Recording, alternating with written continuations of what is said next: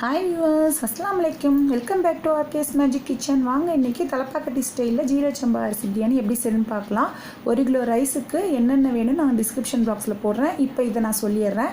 1/2 kilo வெங்காயம் இந்த மாதிரி முழு சைஸில் எதனாலனா நம்ம 1/2 கிலோ 1/4 கிலோ நம்ம கடையில் போய் வாங்க முடியாது. அதனால தான் அந்த மாதிரி இந்த முழுமையாக வச்சு உங்களுக்கு நான் காமிக்கிறேன். இப்படி வச்சுக்கிட்டிங்கன்னா நம்ம வீட்டில் இருக்கிறதே நம்ம எடுத்து வச்சு ஈஸியாக செஞ்சிடலாம். கறி நம்ம அரிசி மட்டும் வாங்கிட்டு வந்தால் போதும். இப்போது அந்த 1/2 கிலோ வெங்காயம் 6 வெங்காயம் இருக்கும், அந்த மாதிரி மீடியம் சைஸில்.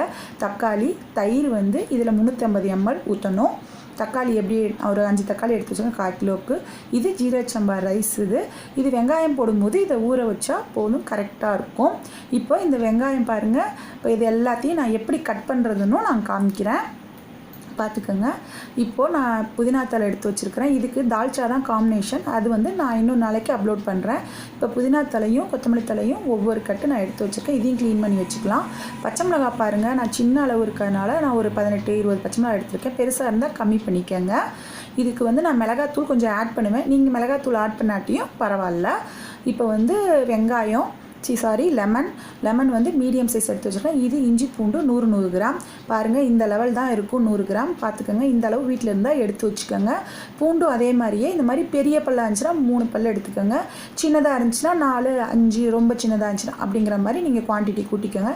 இதுதான் நம்மளுக்கு தேவையான பொருட்கள். இது ரொம்ப டேஸ்ட்டாக இருக்கும். நீங்கள் செஞ்சு பாருங்களேன், தலப்பாக்கட்டி பிரியாணி மாதிரியே இருக்கும் ஃப்ரெண்ட்ஸ்.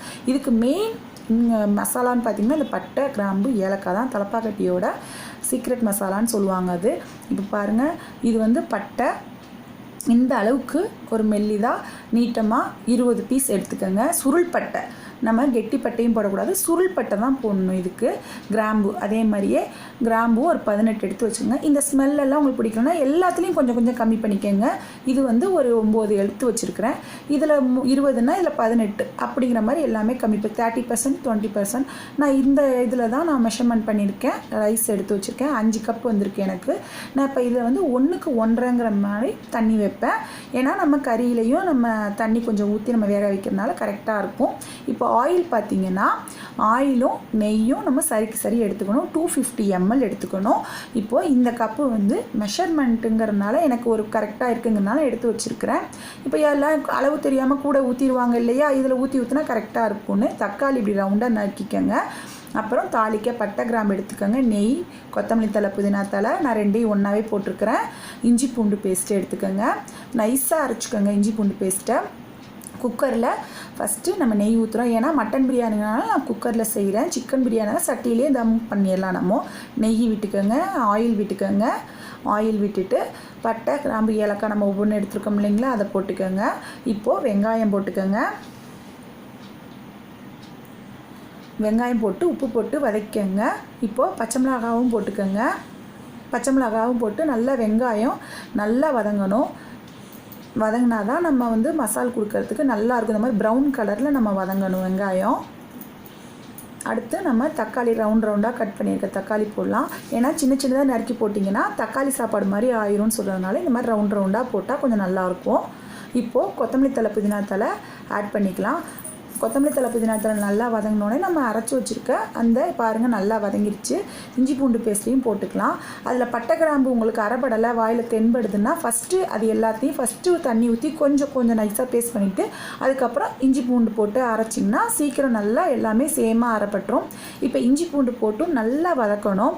இந்த வீடியோவை ஸ்கிப் பண்ணாமல் பாருங்கள். ஸ்கிப் பண்ணாமல் பார்த்தீங்கன்னா 1 by 1 என்ன போடுறேங்கிறது உங்களுக்கு தெரியும். அப்போ தான் அந்த டேஸ்ட் கிடைக்கும்.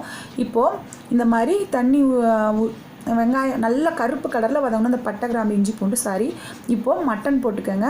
மட்டனையும் போட்டு அந்த ஜூஸி ஃபுல்லாக அதில் இறங்குற அளவுக்கு நல்லா வதக்கிக்கோங்க. அந்த மசால் ஃபுல்லாக வதக்கின உடனேயே அதுக்கப்புறம் நம்ம தயிர் ஆட் பண்ணலாம். 350 ml தயிர் எடுத்து வச்சுருக்கோம் இல்லைங்களா, அதை ஆட் பண்ணலாம். ஏதாவது ஸ்கிப் பண்ணி நீங்கள் விட்டுட்டிங்கன்னா அந்த டேஸ்ட் கிடைக்காது. இப்போது நல்லா பாருங்கள், அந்த கிரேவியிலேருந்தும் தண்ணி விட்டுருச்சு தயிர் ஊற்றினோடனே. இப்போ தண்ணி, கிரேவி எல்லாம் இந்த லெவல் இருக்கும், கரெக்டாக இருக்கும். இப்போது நான் எனக்கு காரம் அதிகம் தேவைன்னா நான் மிளகாத்தூள் போடுறேன். நீங்கள் ஸ்கிப் பண்ணிக்கலாம். இல்லைனா மல்லித்தூள் நம்ம கண்டிப்பாக 1 டீஸ்பூன் போடணும் 1 கிலோ பிரியாணிக்கு. ஏன்னா அந்த ஒரு ஃப்ளேவருக்காக போடணும். தனி மல்லித்தூள் போடணும், குழம்பு மிளகாத்தூள் போடக்கூடாது. இப்போது அந்த கிரேவி பாருங்கள் எண்ணெய் பிரிஞ்சு வந்தோடனே நம்ம பண்ணியிருக்க கப்பில் 1 கப் அளவு தண்ணி ஊற்றி உப்பு, இதுக்கு மசாலாவுக்கு தேவையான உப்பு டேஸ்ட் பண்ணி பார்த்துக்கோங்க. உப்பு போட்டு இப்போ கறி சாஃப்டாக இருந்தால் 5 விசில் வைங்க, ஹார்டாக இருந்தால் ஒரு 7 விசில் வைங்க. தம் போடும்போது கரெக்டாக ஆயிரும். இப்போது இந்த அளவு மெஷர்மெண்ட் கப்பில் நான் அளவு தண்ணி எடுத்து ஒரு பாத்திரத்தில் வச்சு அடுப்பில் வச்சுக்கிறேன். அடுத்து நம்ம குக்கரை திறந்து இந்த மாதிரி குக்கரை திறந்துடணும். குக்கரை திறந்தோடனே இந்த பாருங்க சூடோடு திறந்தனால இப்படி இருக்குது. இப்போது லெமன் நம்ம எடுத்து வச்சுருக்கோம் பார்த்திங்களா, லெமன் அதை வந்து கொட்டையெல்லாம் இல்லாமல் ஊற்றிடுங்க. ஊற்றி அதையும் அந்த சூடோடையே ஒரு கிளறிடுங்க. அடுப்பில் இருந்து இறக்கிட்டு எடுக்கணும்.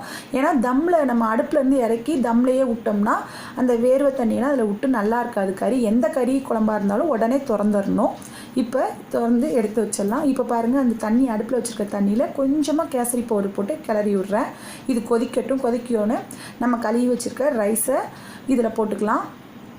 இதில் போட்டு இதுக்கு இப்போ தேவையான அளவு நம்ம உப்பு போடணும். இதுக்கு பார்த்துக்கோங்க, டேஸ்ட் பண்ணிக்கோங்க. அதுக்கு போட்டிருக்கோம், இதுக்கும் போட்டிருக்கிறோம். ஆனால் அதுக்கு தேவையானது போட்டிங்கன்னா 2 ஈக்குவலாக பண்ணும்போது உங்களுக்கு கரெக்டாக உப்பு வந்துடும். இல்லைனா உங்களுக்கு ரொம்ப ஹையாக போட்டிங்கன்னா நல்லா இருக்காது. இந்த அளவு தண்ணி சதப்பு தான் நம்மளுக்கு வேகிற அளவுக்கு வந்தோடனே இதில் அந்த நம்ம கறியை ஆட் பண்ணோம்னா கரெக்டாக இருக்கும் லெவலு. 1க்கு 1.5 தான் வைக்கணும் தண்ணி. இப்போது இதை நல்லா மிக்ஸ் பண்ணி கிளறி விட்டுக்கோங்க. சாதமும் கறியும் ஒன்றோட ஒன்று நல்லா ஜாயிண்ட் ஆகிற மாதிரி. இது அரிசி பாஸ்மதி ரைஸ் மாதிரிலாம் உடையாது, ஜீரக சம்பா தான். அதனால் கின்னாலும் ஒன்றும் பிரச்சனை இல்லை. ஆனால் 1க்கு 1.5 வைங்க. இப்போ அந்த கறி தண்ணியோடு சேர்த்து வரும்போது நம்மளுக்கு ரைஸ் நல்லா வெந்துடும். இந்த ஸ்டேஜுக்கு உப்பு போட்டுக்கோங்க, தண்ணி இல்லை ஸ்டேஜுக்கே. இல்லைனா அப்புறம் உப்பு போட முடியாது. இப்போ பாருங்கள் கிளறி விட்டுக்கோங்க. மீடியம் ஃப்ளேம்லேயே வச்சு வேக விடுங்க, அடி பிடிச்சிரும். இந்த மாதிரி பபிள்ஸ் வரும்போது தம் போட்டுடலாம். இப்போ தம் போடுறதுக்கு நம்ம 2 டீஸ்பூன் நெய் ஊற்றிருக்கோம். இந்த அளவு தண்ணி பார்த்துக்கோங்க, இருந்தாலே போதும். தம் போட 13 மினிட்ஸ் தம் போடுறதுக்கு இந்த பக்குவம் கரெக்டாக இருக்கும். இப்போ நெய் போட்டு ஒரு கிளறிக்கங்க. தம் போடும்போதும் கீழே தோசைக்கல் மேலே, அதுக்கு மேலே நம்ம வெயிட்டு நல்ல பெரிய பாத்திரத்தில் தண்ணி வச்சோம்னாலே நம்மளுக்கு கரெக்டாக இருக்கும். இப்போ பாருங்கள் இந்த அளவு தண்ணி இருக்கும்போது ரைஸ் வந்து சாதம் உதிரியாக இருக்கும். பாருங்கள் இந்த தோசைக்கல் எடுத்துக்கோங்க. இது வேஸ்ட்டாக இருந்தால் எடுத்துக்கோங்க, இல்லைனா தோசை மறுபடியும் வராது.